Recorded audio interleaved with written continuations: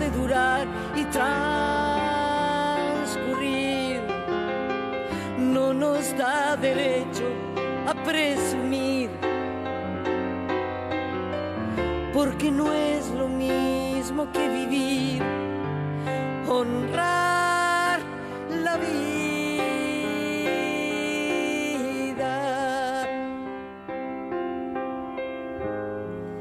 honrar la vida.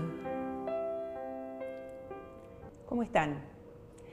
Posiblemente ustedes no lo sepan, pero el 4 de mayo se cumplieron 46 años de un hito histórico, que seguramente dentro de muchos años tendrá el reconocimiento que merece la dimensión de este hito. El 4 de mayo de 1969, un hombre nacido en Mendoza, Mario Luis Rodríguez Cobos, Silo, pronunciaba una arenga conocida como la curación del sufrimiento, y lo hacía en un lugar muy particular, a los pies del monte Aconcagua, y no por elección, sino que la dictadura imperante en ese momento en Argentina había prohibido la difusión pública de su mensaje. Así entonces, rodeados de cientos de jóvenes y otros tantos gendarmes fuertemente armados, Silo daba su mensaje. Bueno, para conversar sobre Silo y su obra, nada mejor que dialogar con un siloísta. ¿Cómo estás, Luis? Muy bien, Lía, muy bien. Gracias por la invitación. Luis Milani, miembro del movimiento humanista, un siloísta. Y sí, de los 46 llevo 44 impulsando las ideas. O sea que era muy jovencito. Muy joven. Te digo, era en el momento de la arenga era menor de edad todavía. Ajá. No estuve en la arenga. No estuviste en la arenga. Pero Yo tampoco. inmediatamente después, impulsando las ideas. ¿Qué te parece si para comenzar este diálogo escuchamos un fragmento de aquella arenga, La curación del sufrimiento? Con gusto. Dale.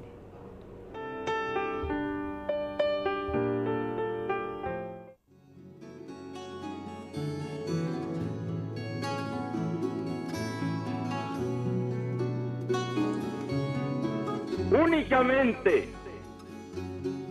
puedes acabar con la violencia en ti y en los demás y en el mundo que te rodea por la fe interna y la meditación interna. No hay falsas puertas para acabar con la violencia. Este mundo está por estallar. Y no hay forma de acabar con la violencia.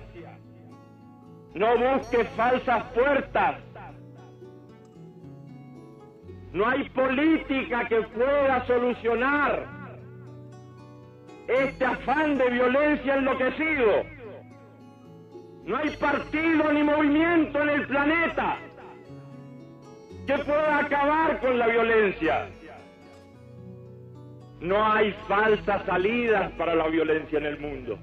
Me dicen que la gente joven en distintas latitudes está buscando falsas puertas para salir de la violencia y del sufrimiento interno. Busca la droga como solución. No busques falsas puertas para acabar con la violencia.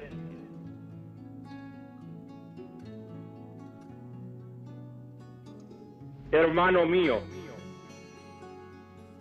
cumple con mandatos simples, como son simples estas piedras y esta nieve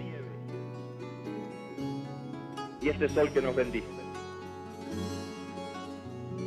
Lleva la paz en ti y llévala a los demás.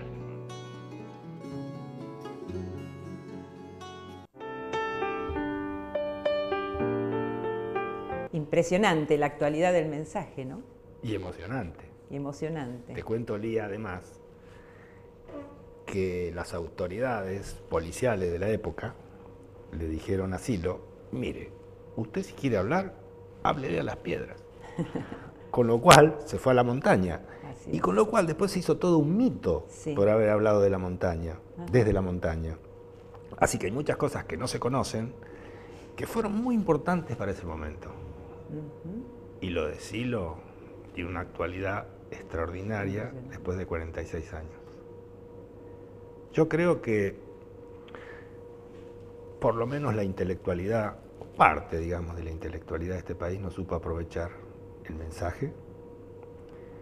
Todavía estamos muy a tiempo, aunque él haya partido. La profundidad me parece que no se logró captar el mensaje de Silo. Y me parece que una de las dificultades más grandes que hubo y que sigue habiendo hoy es que para comprender en profundidad lo que Silo propone es necesario experimentarlo. Hubo mucha distorsión también, Luis, del mensaje.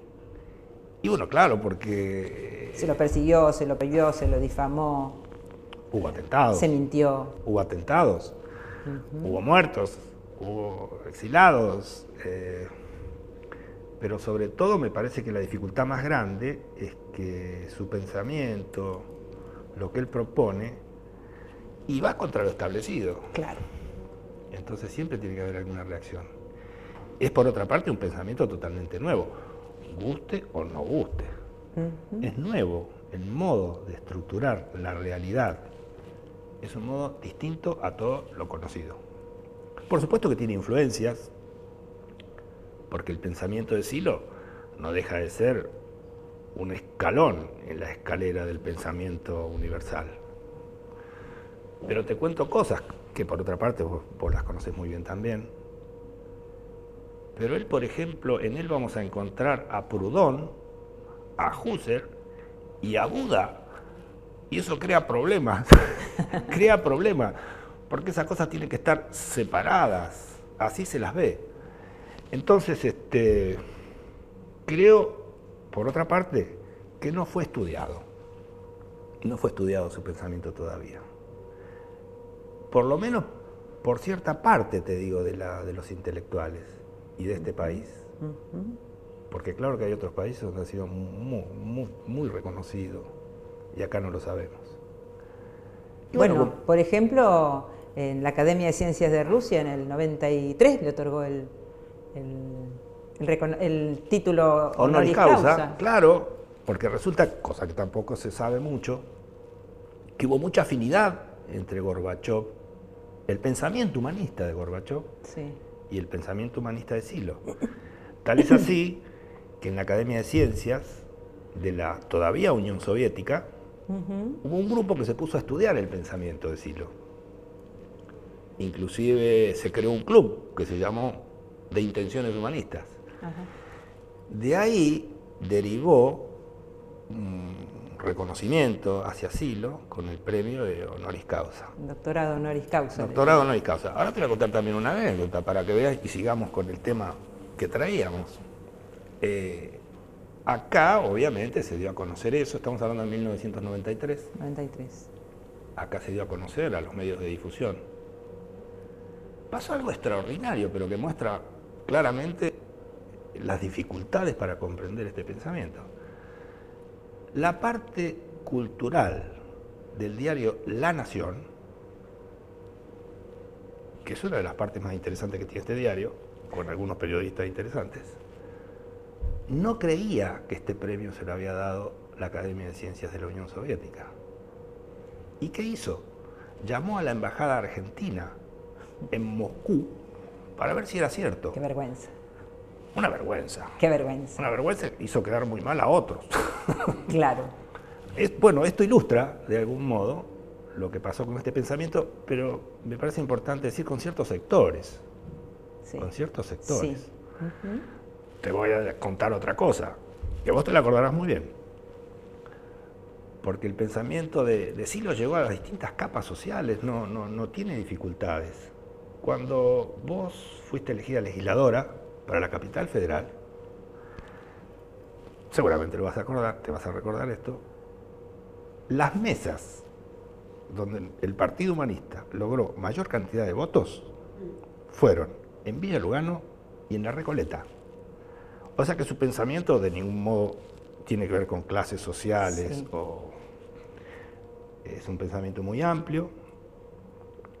Y también, ya para los de nuestra generación, porque los jóvenes hoy no lo van a recordar,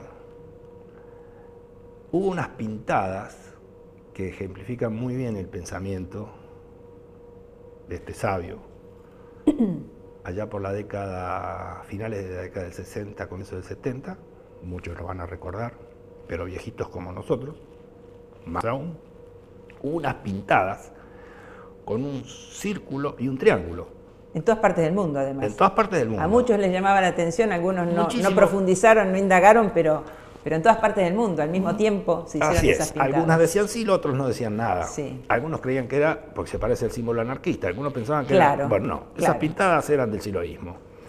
Y esas pintadas, ese triángulo representa la transformación que propone Silo, que se trata de 3 revoluciones simultáneas, que es en el campo social, en el campo político y en el campo cultural. Pero el campo cultural entendido como la transformación del individuo que hace la revolución. Claro. Para ponerlo en palabras simples, si nuestro partido lucha contra los monopolios, nuestro partido también dice que el monopolio, el principal problema de un monopolio es la cabeza que tiene que impulsa el monopolio. Y estará muy bien tener leyes antimonopólicas, pero hay que hacer algo con lo que está adentro de esa persona. Y esta es la novedad en el pensamiento de Silo, y es que no solamente se ocupa de la revolución social y política, sino del revolucionario que quiere hacer la transformación. Porque él dice que lo que tengas adentro se va a manifestar afuera, Así es. y que lo que hagas afuera te va a influenciar adentro. Y por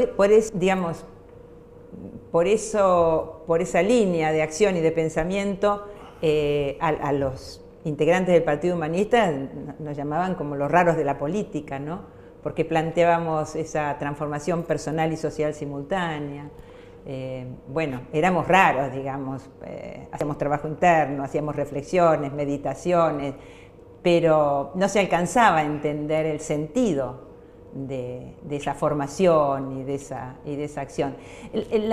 La obra tan amplia y profunda de Silo es muy difícil sintetizarla, pero a lo mejor, digamos, podrías como marcar algunos ejes que den cuenta de la amplitud y de la profundidad de su doctrina. Sí, yo creo que todavía, hoy la gente joven está comprendiendo lo que él dice. Yo creo que todavía no se comprende, y creo que uno de los impedimentos más grandes es que no es solo una ideología. Uno está habituado a comprender ideologías, pero su pensamiento es necesario experimentarlo, porque no es solamente una cuestión. Hay una experiencia, por ejemplo, muy interesante, que es necesario hacerla, donde uno puede experimentar que la realidad interior y la realidad exterior, o el mundo exterior y el mundo interior, son una estructura. Eso ya comenzó hablando los Husserl hace mucho tiempo. Entonces esa experiencia es muy, muy importante para comprender la revolución que él impulsa, porque es una experiencia personal, no es solamente una ideología, en épocas donde además las ideologías van cada vez para atrás. Esa triple revolución. Esa triple revolución. Entonces, yo comprendo que las cosas nuevas, se puede estar a favor o en contra, pero las cosas nuevas siempre traen alguna dificultad para ser comprendida. Pero, en épocas como esta, de gran desestructuración, donde me parece que estamos de frente a un mundo nuevo, muy representado por las nuevas generaciones, me parece que se presentan situaciones diferentes y mucho más favorables para su comprensión. Creo, además, que todo lo que él escribió, son muchos los libros, no tenemos tiempo acá, me parece, de comentarlos, pero la mayoría de las predicciones que él hizo ya Claro. han pasado. Claro, esa es una característica también, ¿no? Que él se adelantó, digamos, más que acontecimientos, a verdaderos procesos sociales, que él los anunció, todo el tema de las consecuencias de la aceleración del cambio, y bueno, y todo eso después se produjo. Es muy, muy impresionante esa capacidad también que él tenía, ¿no? Como de ver al futuro. Sí, y no era un mago. No era un mago, era esa mirada procesal, ¿no? Exactamente, no era un mago. Pero eso nos transmitía, además. Tampoco un gurú. Claro. Ni tampoco un gurú. No, Claro. todo lo contrario, un gran estudioso. Y estoy seguro de eso, una persona muy inteligente, pero no entendiendo la inteligencia como una cantidad de datos acumulados, sino la cantidad de relaciones que establecida con pocos datos. Y me parece que ahí está el secreto de su inteligencia. Él definía de algún modo la inteligencia como la capacidad de establecer relaciones entre los datos que se tienen, y no tanto la cantidad de datos que una persona puede acumular. Pero desde ¿no? la caída del muro de Berlín, bueno, ni hablar de la violencia, ni hablar del tema de la violencia, hace ya más de 40 años le decían que fuera a hablar a otros lugares del mundo. En el país más pacífico del mundo, decía la dictadura en ese momento, que le fuera a hablar a las piedras, ¿no? Efectivamente. Porque este era el país más pacífico del mundo. El tema de la no violencia, ¿no? Él lo plantea como un tema... Es un eje central. Importante. Pero el enfoque que él lo toma, la violencia es la traducción, digamos, del sufrimiento, la traducción de ciertas contradicciones internas que tienen las personas. Por eso es interesante. Claro. Combatir la violencia no se va a combatir solamente aumentando la seguridad. No, porque hay una bomba interna que hay que desarticular. Por supuesto que ese es un gran trabajo, es un trabajo social, pero comprender a la violencia solo en sus aspectos externos, no creo que no vaya a resultar algo, y además no es lo que él plantea. Claro. Ahora, por supuesto que se necesitan leyes. Por supuesto que se necesitan leyes. Sin duda.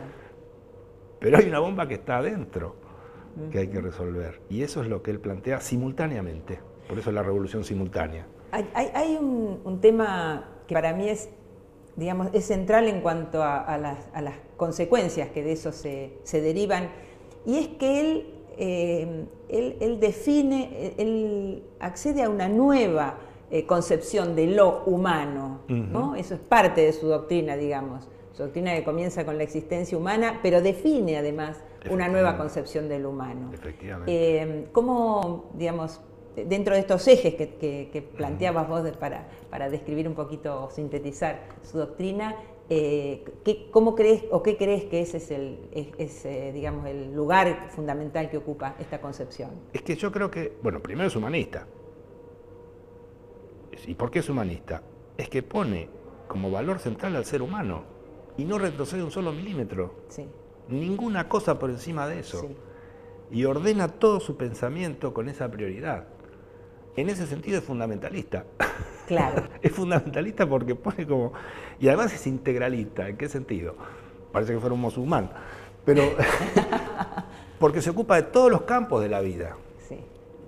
Por eso también todas las acciones que se llevan en el mundo ocupan todos los campos, del campo cultural hasta el campo educativo, la salud. Es un pensamiento que da respuestas a todos los aspectos de la vida.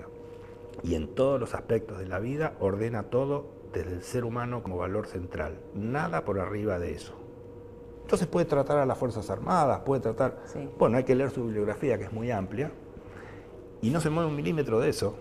Bueno, todos los campos de la existencia humana, incluido el campo espiritual. Y él hace todo un desarrollo con el mensaje de Silo de los últimos años, ¿no? Efectivamente, porque para él no hay un mundo externo y un mundo interno, hay un solo mundo que nuclea las dos estructuras. Y actúes hacia afuera o actúes hacia adentro, vas a encontrarte con modificaciones. Y si avanzas afuera, mejor. Si avanzas adentro, mejor. Eso es lo que él propone.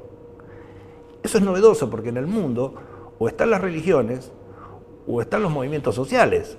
Claro. Entonces siempre fue muy difícil. Esa compartimentación, fue ¿no? acusado de gurú por un aspecto. Claro. Y bueno, como difícil de comprender. Y otros decían que quería ser presidente de la República. Efectivamente, efectivamente. Que todo lo que estaba buscando era ser presidente de la República, una Efectivamente. desproporción absoluta. Pero las nuevas generaciones Captan otra cosa. Captan otra cosa. Las nuevas generaciones captan otra cosa. Ajá. Es lo que piden, es lo que quieren, es la experiencia. Y creo que hoy, más que nunca, es muy actual su pensamiento y mucho más respetado que hace 46 años. Nos queda poquito tiempo, pero para nosotros, digamos, para los siloístas, humanistas, bueno, él era y es un maestro, ¿no? En general la imagen que hay de los maestros, de los guías espirituales es bastante distorsionada. Efectivamente. Cortito, ¿cuál es tu experiencia, digamos, con ese maestro sabio, humilde, bondadoso? Es una buena persona.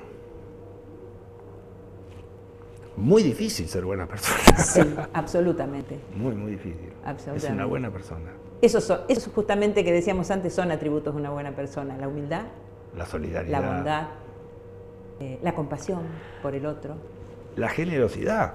la generosidad. La generosidad. Y él reunía. No, una muy buena persona. Y él reunía todos Tan esos difícil atributos. ser buena persona. Así es. Luis, Yo me emociono. Sí se nota.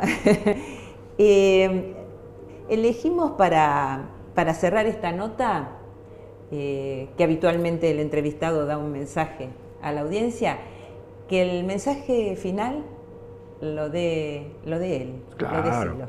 claro. Te invito a verlo. Claro.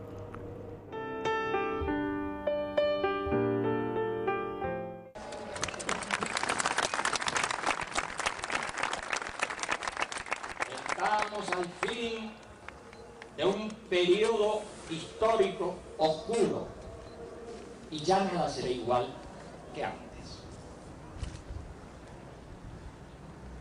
Poco a poco comenzará a clarear el alba de un nuevo día.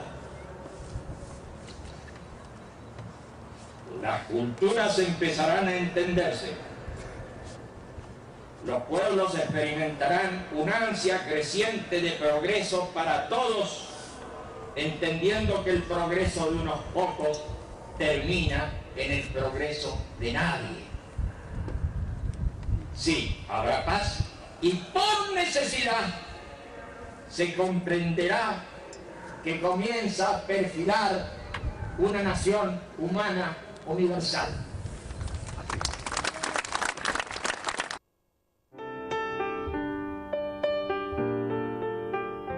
Está todo dicho, ¿no? Muy bueno. No hace falta agregar nada. Solo agradecerte, Luis, por tu testimonio, bueno, en el Día del Testimonio. Claro, vale la pena. Vale la pena, ya Vale lo la creo. pena. Gracias, Luis, muchas gracias, y con ustedes nos volvemos a encontrar la próxima semana. Chao. Eso de durar y transcurrir no nos da derecho a presumir, porque no es lo mismo que vivir, honrar la vida,